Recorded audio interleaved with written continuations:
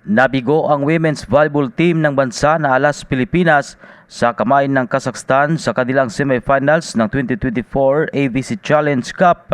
Nakuha ng Kazakhstan ang score na 25-23, 25-21 at 25-14 sa laro na ginanap sa Rizal Memorial Coliseum. Ito ang unang pagkatalo ng Alas Pilipinas sa apat na magkakasunod na panalo sa Pool A. Pinangunahan ni team Captain Sana Anarkolova ang Kazakhstan na nagtala ng 19 points habang si Svetlana Nikolayeva ay mayroong 11 points. Dahil sa pagkatalo ay may tsansa pa ang Alas Pilipinas para sa third runner-ups laban sa Australia habang ang Kazakhstan ay makakaharap ang Vietnam para sa gold medal match. Bagamat natalo ay kwalipikado pa rin ang Alas Pilipinas sa FIVB Challenger Cup sa buwan ng Hulyo na ang host ay ang bansa.